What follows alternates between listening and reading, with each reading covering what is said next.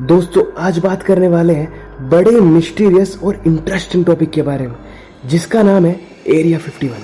जिसके बारे में कहा जाता है कि दुनिया की एक बहुत बड़ी रहस्यमय जगह है। अमेरिका के सीक्रेट रिसर्च एलियन और यूएफओ को लेकर दुनिया भर के साइंटिस्ट और लॉजिशियन इसके बारे में डिबेट करते हैं और कहते हैं कि एक बहुत बड़ी रहस्यमय जगह है। एरिया 51 अमेरिका में लोकेटेड है और इसका ऑफिशियल नेम ये नहीं है, इसका ऑफिशियल नेम है Nevada test and training range और ये यूएसए के नेवाडा रीजन में स्थित है। कुछ लोगों का मानना ये भी है कि एरिया 51 में एलियंस और यूएफओ का अस्तित्व छुपा है, लेकिन कुछ लोग इस बात को मानने से इनकार करते हैं। वर्ल्ड वॉर सेकंड के दौरान एरिया 1, एरिया 2, एरिया 3 जैसे कई एरियाज बनाए गए थे जहां पर न्यूक्लियर बॉम्ब की टेस्टिंग की जाती थी और आज का ये मिस्टीरियस एरिया 51 उस वक्त का टेस्टिंग प्लेस ही था। एरिया 51 के अलावा जितने भी एरियाज से उनमें से किसी में भी कोई भी अजीबोगरीब एक्टिविटी देखने को नहीं मिलती है, लेकिन ये स्पेसिफिक एरिया 51 में ही इतनी अजीबोगरीब रहस्यमय चीजें देखने को मिलती हैं। 2 जुलाई 1947 को न्यू मैक्सिको के रोजवेल में एक अनआइडेंटिफाइड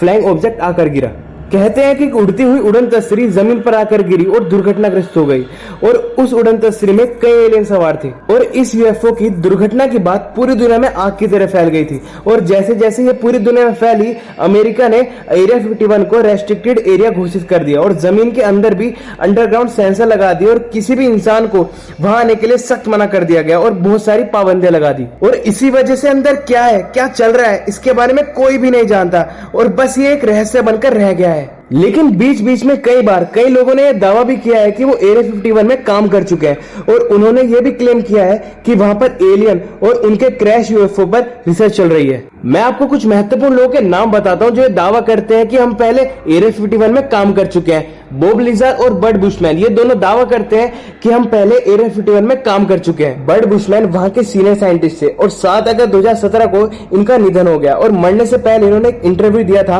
और उन्होंने एरिया 51 में किए गए कामों के बारे में बताया था। उन्होंने कहा एरिया 51 और एलियंस दोनों में सच्चाई है और दोनों का वजूद है। उन्होंने कहा कि एरिया 51 में 18 एलियंस इंसानों के साथ मिलकर रिसर्च करते हैं और उनमें से कुछ की उम्र तो 200-250 साल से भी ज्यादा है और उन्होंने एलियंस और यूएफओ की तस्वीरें भी साझा करी। बुशमैन ने यह भी बताया कि एलियंस कुटोनिया नामक एक ग्रह से आए हैं जो पृथ्वी से 39 लाइट ईयर दूर है, जहां पर इंसानों को पहुंचने में 39,000 ईयर लग जाएंगे, लेकिन एलियंस इस दूरी को अपने स्पेसक्राफ्ट से सिर्फ 45 मिनट में पूरी कर लेते हैं। और अगर आप अपने गूगल मैप में एरिया 51 को सर्च करोगे तो वो आपको शो नहीं करेगा और अगर आप वहां पर ड्रोन उड़ाना चाहोगे और फोटो क्लिक करना चाहोगे तो वो भी आप नहीं कर पाओगे, क्योंकि ऐसा करना वहां बिल्कुल मना है और ऐसा करने पर आपको फाइन लग सकता है और कई साल तक की सजा भी हो सकती है। दूसरे साइंटिस्ट जिनका नाम है बॉब लिजार्ड, वो ये बताते हैं कि वो पहले एरिया 51 में काम कर चुके हैं और वहां पर S4 डिपार्टमेंट वो काम करते थे और वो ये भी बताते हैं कि उस डिपार्टमेंट में एलियंस के व्हीकल्स पर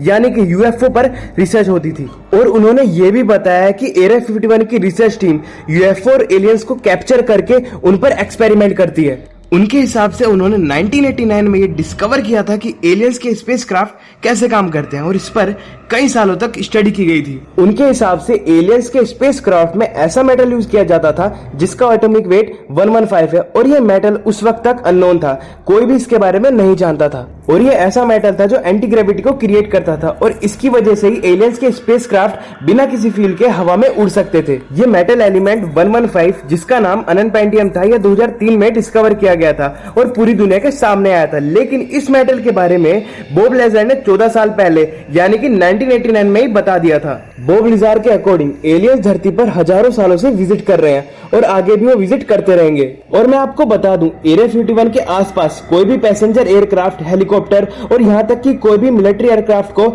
यहाँ पे जाने की मंजूरी नहीं है और साथ ही किसी भी सैटेलाइट को एरिया 51 का फोटो ऊपर से खींचना मना है। और जितनी भी आप फोटोज एरिया 51 की इंटरनेट या हमारी वीडियोस में देख रहे हो, वो सभी फोटोज 10 किलोमीटर से भी ज्यादा दूर पहाड़ों से ली गई है हाईटेक जूम कैमरे की मदद से। रॉबर्ट लिजार्ड नाम का एक व्यक्ति जो ये दावा करता है कि वो एरिया 51 के एनर्जी डिपार्टमेंट में काम कर चुका है और वहां पर उसने यूएफओ के एनर्जी का हार्नेस किया था। और फिर 2004 में डैन बुश नाम का व्यक्ति भी दुनिया के सामने आया और उसने कई बड़ी चीजों का खुलासा किया। उसने बताया कि वो एलियंस के वायरसेस को एलियंस की बॉडी से निकालने का काम किया करता था और उसके हिसाब से उसने बताया उसने कंप्यूटर लैंग्वेज के जरिए एक एलियन से कम्युनिकेट किया था जिसका नाम जे रोड था। और एक थ्योरी के हिसाब से वेलिक आज और बोफरोज एरिया 51 में काम करते थे, लेकिन उन्हें अचानक इलनेस होने लगी, वो कमजोर होने लगे और ये थ्योरी के हिसाब से वहां पर कोई बहुत बड़ा एक्सपेरिमेंट हुआ था जिसमें ये दोनों इन्फेक्ट हो गए थे और आखिर में अनफॉर्चुनेटली उनकी मौत हो गई थी।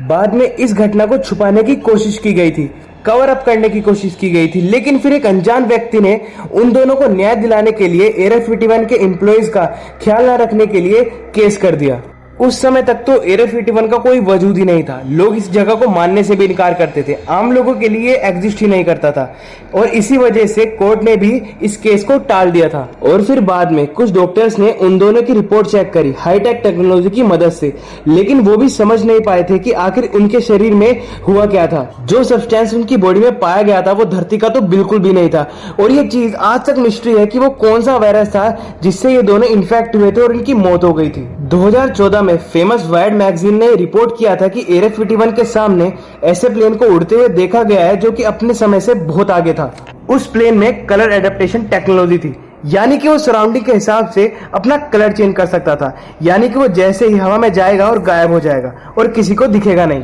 एरिया 51 के चारों तरफ मैग्नेटिक सेंसर लगे हुए हैं जो कि इस एरिया के आसपास आने वाले सभी व्हीकल और एयर व्हीकल को सिग्नल देकर रोक देते हैं और व्हीकल के स्पीड को ट्रैक करते हैं और सारी इंफॉर्मेशन को वहां के सिक्योरिटी टीम को देते हैं। वहां की सिक्योरिटी टीम का एक एक्स गार्ड जिसका नाम था फ्रेड डनहैम, उसने ये बताया था कि उसे ये ऑर्डर मिले थे कि अगर एरिया 51 की बाउंड्री के आसपास भी कोई दिखता है तो उसे तभी गोली मार देनी है। बहुत लोग ये भी मानते हैं कि ये सिर्फ मिलिट्री टेस्टिंग एरिया है जहां पर मिलिट्री के वेपन्स टेस्ट होते हैं और यहाँ पर कुछ भी मिस्टीरियस या एलियन जैसी चीज नहीं है। लेकिन अगर ऐसा वहां होता तो वहां पर इतनी हाई सिक्योरिटी क्यों होती, इतना रेस्ट्रिक्शन क्यों होता और साथ ही इतनी मिस्टीरियस चीजें और वहां पर काम करने वाले लोगों के द्वारा बताई जाने वाली एलियंस और यूएफओ की बातें क्यों बताई जाती। कहीं ना कहीं इन सब बातों में सच्चाई भी है, लेकिन इन सब बातों का कोई भी पुख्ता सबूत दुनिया के सामने नहीं आया है, तो ये कहना इसलिए भी मुश्किल है कि वहां पर एलियंस का होना सच है। वैसे दोस्तों आपको क्या लगता है, ये सब बातें सच है या झूठ, हमें कमेंट बॉक्स में जरूर बताएं। तो गाइस ये थी आज की हमारी वीडियो एरिया 51 पर।